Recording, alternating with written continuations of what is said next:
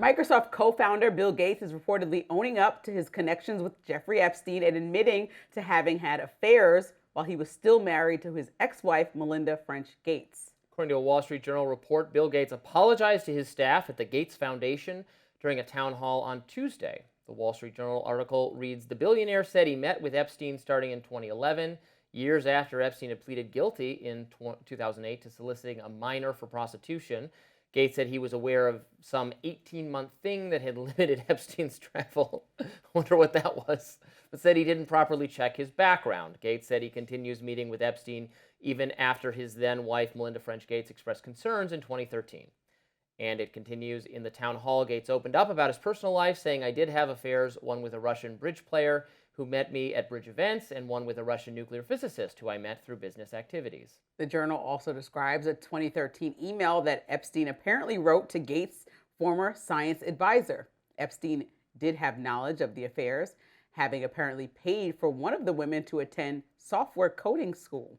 He later allegedly asked Gates to reimburse him for the cost of the course.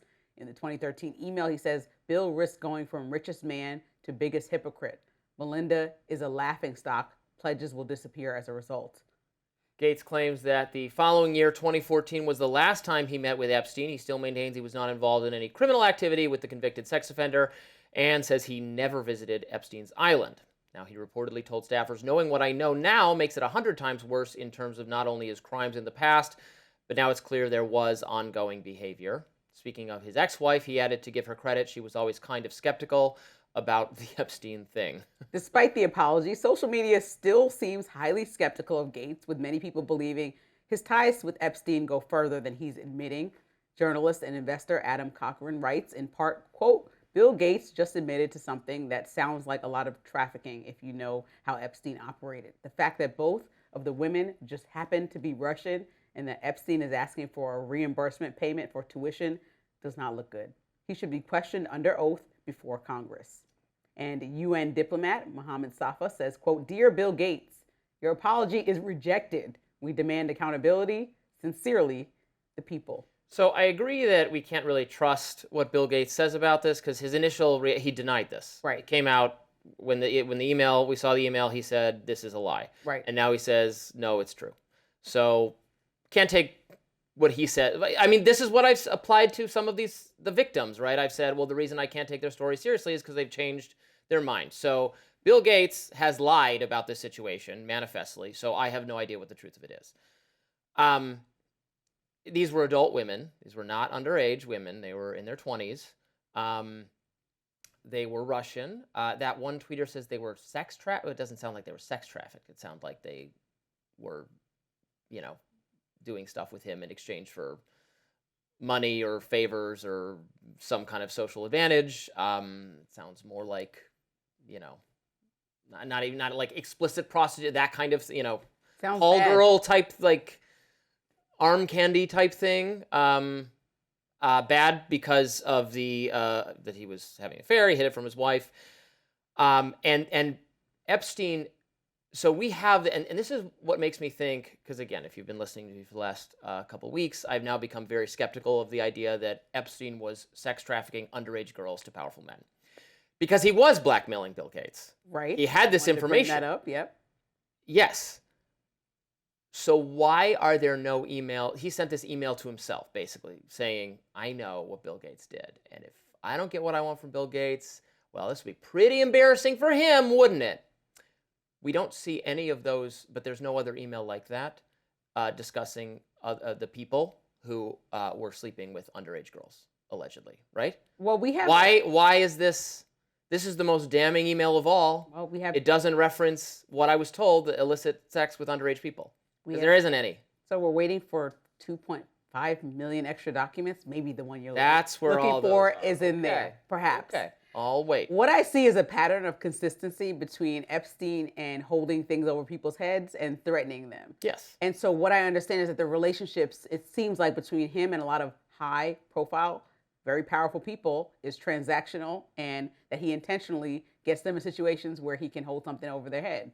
And so if there is a lot of that going on and you ask why we're constantly scrutinizing the relationships that he had, or why former Prince Andrew is currently being investigated because his relationship. It's because you're doing something that was widely looked at as illegal or inappropriate, and Epstein knows about it.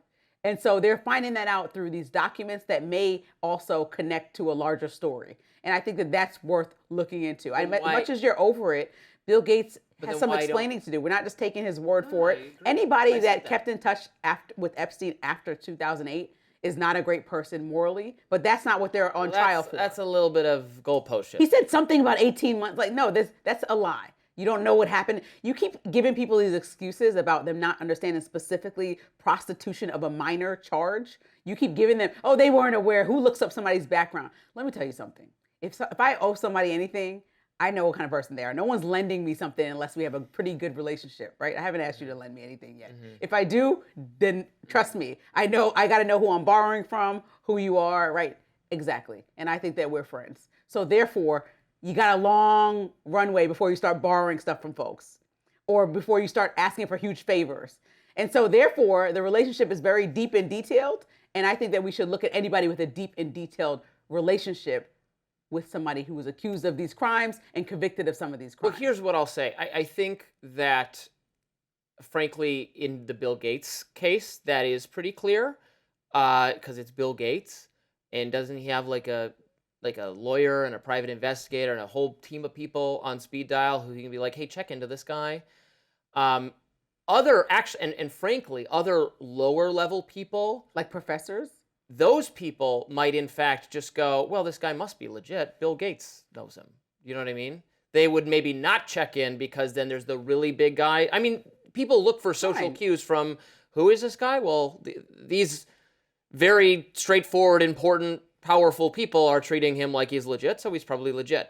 So, frankly, Bill Gates might have inadvertently provided cover for a lot of other people to take meetings with Epstein and say, oh, it's not a problem if he gives us money because it's got to be above board because Bill Gates is hanging out with him. It's Bill Gates. So, yeah, I mean, I said from the start, this all reflects some very bad judgment of Bill Gates, personal moral failings and financial failings. And you're right, we can't take what he says seriously. And he put out a statement lying about this immediately. And I don't think that Melinda is just like some jaded ex-wife. I feel like she's moved forward very respectfully. And the few times that she has addressed it, she's been like, he needs to be questioned about his ties to Epstein. I mean, that was his former wife saying, look at him. I think she's handled this totally professionally. Exactly. So if she's saying he should be questioned about that, that's his ex-wife. She was one of the closest people day in and day out. If she's saying it's worth looking into him, well, then I'm sorry. We should look into Bill Gates. What else was he doing?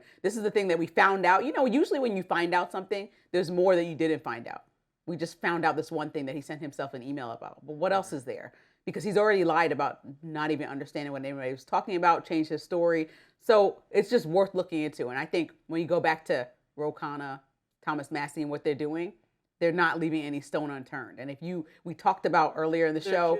They're using people who are totally unrelated to Epstein, and they're salivating over people getting in trouble for financial-related crimes that was not the justification for releasing the Epstein files. A crime is a crime, though. If there are other crimes in regards to sex trafficking that they find from people that had committed financial crimes, so be it. Okay, slander is also a crime. Like, we're introducing new harms here by saying these 4 people are criminally connected Epstein figures, and it's 4 random people. I'm sorry, that is a huge, huge bad thing to do. Given this level of fervor we're in about people who are just connected to Epstein in some way. There are layers of blame and moral failing that are being reduced. With Bill Gates, it seems to me to be a very high level of moral failing that is worth additional scrutiny given his lies about the situation. So I'm not objecting to any part of this inquiry that has to do with Bill Gates and some of the other people. But I am objecting to smearing a lot of totally unrelated people in the process. And I've become, as I've made clear, very skeptical of this as a necessary and proper endeavor for the government. particularly because the main reason is just to find some dirt on Trump that they're never going to come up with. Well, it's the law. And we just heard from NPR that they were hiding specific information related to President Trump only, They're hiding and not other information that people. is false. No, it's still the fact of Well, why it is is the FBI doing that? They're breaking the law. We talked about law earlier. We have a law passed that they must release. I think it's these a documents. shame that the law requires them to produce false information. But you can't nitpick through the law. The law is the law. You're right, I can.